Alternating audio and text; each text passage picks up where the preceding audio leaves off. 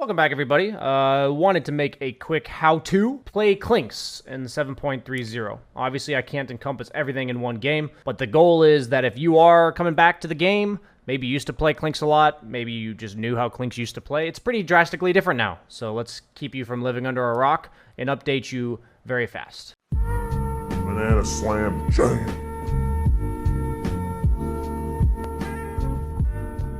So Clinks is almost always a carry now. Sometimes he gets played mid, but I do like him a lot as a carry. As of 7.30B, I think he probably is the strongest carry if played properly. So I want you guys to forget everything you know about Clinks and bear with me, meaning that any knowledge you had of Clinks before 7.30 is almost irrelevant. So Clinks is very important to itemize for level 1. The most important thing about level 1 for Clinks is that his CSing damage is pretty decent because of 24 damage from Searing Arrows, which you're always going to take at level 1. But he's very squishy. So it's really important that you either give him more damage to CS or hit the opponent if he's against a hero with no stun, like a Tidehunter or a Beastmaster or an Underlord. And it's really important that you give him HP and a stick if you're against heroes with pretty high kill threat on you, such as, in this case, Mars Lina. So your level 1 items are super important. So you're pretty much going the bare minimum items for the laning phase. So from my impressions of Clinks, bare minimum items are almost always Wand, either Raindrops and a Sage or a Sage's Mask for mana regen, and Brown Boots. Those are the bare minimum items. Clinks is very squishy. He has positioning issues, and treads are pretty much just a lane dominating item. I virtually never go Wraith Bands, and I only go treads if I'm absolutely stomping, and I know I'm going to stay in lane for a really, really long time. So Clinks' biggest issue is that level 1 he's pretty shit. I have a Chen who's going to get his small camp blocked, so he's not going to have a creep, and he's going to be basically abandoning me, and even if he wasn't abandoning me, I wouldn't be able to do much in this lane because I'm so weak level 1, and they're super strong level 1. So the most important thing on Clinks is that you just don't fucking die. I really don't have any better explanation for you. Don't die. You're going to suck level 1. Except that if the lane feels really hard, trust your gut, the hero sucks level 1. And your Q, while being an amazing spell, is pretty shit in lane. So his level 2 is not much stronger. He has a decent power spike at 3 with the extra 12 damage from Searing Arrows. But notice how whenever the 4 position's away, I'm going to hit the offlaner. Whenever the 4 position's nearby, I play like a pansy. And that's pretty much Clinks in a nutshell. Because most offlaners or individual heroes are not strong enough to threaten you from hitting them. He does a lot of damage over time, and he's really strong at harassing. But if there's 2 heroes, he can never out DPS them, because he doesn't attack very fast, and he's more of like a high damage, low instances of damage kind of hero. And notice how anytime the other hero walks up, I'm trying to prevent him from being aggressive on my support just by hitting him a lot. And you pretty much don't leave lane to help your support unless you have boots. That's not like always, but that's pretty general rule of thumb that I go by. And notice how even though I'm missing some CS, maybe sometimes I could have even gone for the CS, I'm pretty much always prioritizing hitting the opponent, because if I can make them fuck off, I'm going to eventually farm really fast. So I put a little bit more emphasis on shutting down the opponent on Clinks in the early game, such that I'll have more space in the mid game. That's a really high priority for me. It's not that I'm like never CSing, but like I'm going to make sure that I prioritize aggression over raw CSing. So it's really important as Clinks that you don't let the lane go into your tower if possible. So notice how every time the lane's pushing into me, I'm hitting enemy creeps. And I've been doing my best to keep it right outside my tower. That's pretty important on a lot of heroes, but it's like super ultra important on Clinks because the safety of the tower is really important for him because he's squishy. And he also wants to be able to hit you, and the less threat he's under, the more he can hit people. So notice here how eventually the 4 position left, and it's because he had to help the mid lane. And say this hadn't happened, I would have had to just play a bit more defensive this entire time. But the entire like idea of this hero's laning stage is play defensive whenever you know 2 heroes could be there, play offensive when you know it's not the case. So notice how I saw Mars was mid, so I'm going to look to be a bit more aggressive, obviously being careful of the pudge. But so look at my skill build. Occasionally at level 4 or 5, you'll take a point in Skeleton Walk. But I ask myself, if I get dusted, do I just die anyway? And the answer is yes. I usually just don't take my Skeleton Walk. Maybe the lower MMR you go, maybe this is a bit more viable because people are bad. But in my bracket, pretty much every time I've been against a kill lane and I've leveled this, they dust me and I die anyway. So I usually lean towards not leveling Skeleton Walk, and the biggest reason for that is not only because of that, but also because Burning Barrage is just so good for farming. The cooldown goes down by 4 seconds every level, and obviously it does more damage every level because you get more arrows. So I pretty much think that every point in Skeleton Walk is going to be inefficient for my farming. And notice this is pretty much the standard skill build. You put 2 points in Searing Arrows, and then you never level it again, because your other 2 skills are really important. So we're going to get the Javelin first, because the damage reduction from Burning Barrage, 60%, does not affect procs, so Maelstrom's the go-to item.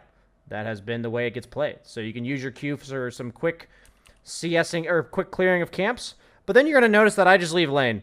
If I'm against any lane that could ever kill me, fuck it, I'm out of here.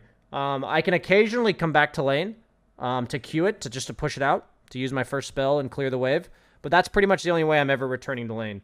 And the dream on Clinks is to do exactly what I did here, where you survive a pretty scary lane, you actually bully them away so you're out leveling them, and then you make your way to the Ancients as soon as possible. I want you to think that you are a Medusa, a Luna, a Gyrocopter. That's what you are. You clear a ridiculous amount of Ancient stacks, and the only difference between you and them is that by level 11, you are a heavy farming hero that has invis when they travel from camp to camp, and they move at 500 move speed. So that's why Clinks is absolutely busted, is because it's really hard to gank him as well. But this is the most fragile stage in the game for him. So we just want to get past this. And notice how I'm going to clear like one more camp, and then I'm just going to go Ancients and make sure I stack them as much as possible. And I'm actually going to get a Fortuitous DD rune. Usually I don't clear Ancients until I have Maelstrom. In this case, you could just keep stacking Ancients until you get the Maelstrom, and you could just rotate between mid and stacking Ancients. But because I got the DD, which was awesome, I'm going to clear it super early. But it doesn't change the way I'm playing the map, right? I'm trying to make sure I stack as many camps as possible.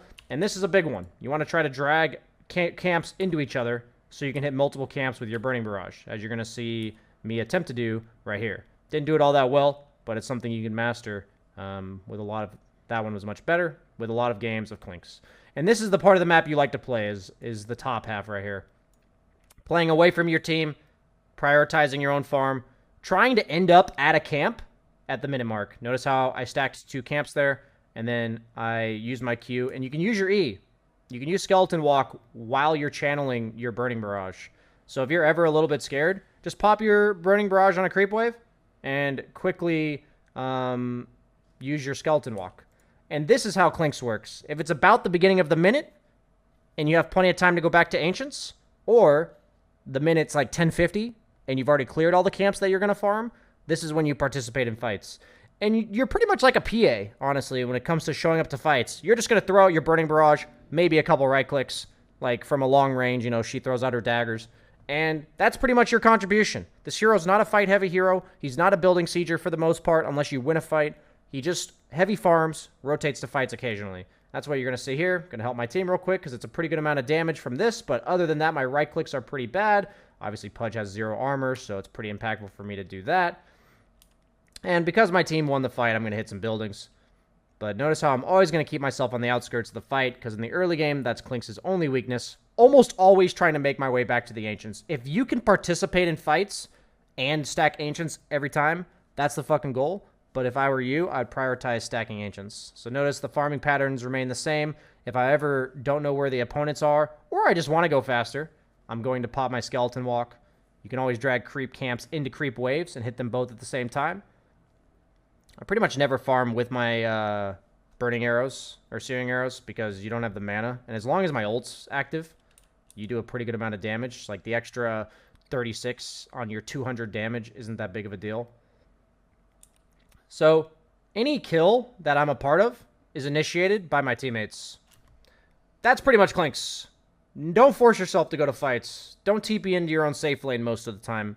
Just play off map and look to participate in kills that your teammates are going to start for you. So yes, I hit the guy first there, but I only went for the kill because I had an Ember. Notice how I even TP'd back to Ancients to get them stacked again. You want to make your rotations back to Ancients every 2 minutes. So notice how I went at 13 and stacked, then I went back at 15 and stacked. This is going to allow you to play the opponent's side of the map while also getting the stacks on the camps and maximizing efficiency, effectively never missing an Ancient camp. So this time we're going to turn it into a Roche, because we have a pretty significant advantage on the map, even though we're only up by 2k. But notice how Clinks will almost always look like this if you're farming properly. I almost always try to get a creep before I go to a fight. My team was starting a fight there, but I prioritized going to the big camp. And we've just been doing the same thing over and over again. And after the Dragonlance, which comes after the Maelstrom every single game, you're going to debate between Crystallis, Gleipnir, or Scotty. Scotty is what I almost always go against range carries. Crystallis is better if you want to accelerate your farm. And Gleipnir is really good if you're against multiple heroes that are highly mobile and could potentially die to your Burning Barrage in a route. So notice how every fight, I let my teammates go in first. Notice my positioning. I'm going to let my Ember scout for me. These are the type of heroes that Clinks wants on his team. Identify who on your team goes first in fights. Let them go in, sit on the outskirts patiently, because you'll do infinitely more damage if you're allowed to fully channel a Burning Barrage, and you're allowed to stand your ground and hit people. If you get jumped on as Clinks, you're doing absolutely 0 damage in a fight. So it is really important that you wait for your team to go in first, as you see here. I'm going to get a lot of damage off in the fight. I'm going to reposition myself after using Burning Barrage and get a lot of right clicks in on the gyro. And the game's just going to feel really easy as long as you play the outskirts of the fight like this. Clinks is basically all of these other carries that once he gets level 20, has like 1,000 attack range. And he also has a shit ton of damage. He's basically a Luna whose Q does as much damage as Burning Barrage does. As opposed to, you know, having to be point-blank range to deal most of his damage. Notice here you can use your Q and E at the same time here. Then you're going to back off when you're playing away from your team like this. Always ferrying out clarities. Oftentimes I'll go for a Sage's Mask, but this game in particular, I had a really good start, and I wanted to accelerate my Maelstrom as quickly as possible. And see the farming patterns. I make my way back to the Ancients as often as possible. I'd asked my team to stack earlier. I stack for myself. And this time I'm only going to kill the small creeps because I have a Chin. Don't want him to take... He wants the Ancients with a Shard, but that's obviously hyper situational. And after I've cleared the camps, I go join fights again. Don't force yourself to fight, guys. Don't force yourself. And this is why Clinks level 18 and such is so important. At this stage, we have a pretty good lead. And I don't mind actually running in first because of how tanky I am. I have 3,000 HP, guys. 3,000 HP. Obviously, it's a little bit buffed by the Granite Aura from the Ancient. But they're going to use all their spells on me. And this is a pretty cool thing on Clinks. Is at the point where you think you're tanky enough to get gone on and still get all your spells off, you can bait a lot of people thinking this is just some squishy ranged Clinks and then kill everybody. So that's pretty much it, honestly. As the game goes on, it pretty much becomes the same thing. But you go Scotty, Daedalus, BKB if you absolutely need it. Gleipnir usually is better than Mjolnir, and I really like Blink Dagger on him in games where they have heroes that run at you, like a PL. I like Dagger a lot because you can reposition. And that's Clinks 7.30. Hope you guys learned a lot. Thanks for watching. Please like, subscribe, all that kind of stuff. That makes me really hot inside, and it's actually really hot in my room right now, so maybe that's just the temperature in my room. Thanks for watching, guys. Bye. Oh, you usually take the range talent at level 20. Shard is really good. So usually I get Shard after Scotty and or Daedalus. Kind of depends on the game, but your Shard is really powerful. I don't often go for the Ags. It's okay sometimes, though. If you have like a lot of poke between heroes like Tinker mid lane. I remember seeing it Clinks go Ags in that kind of game.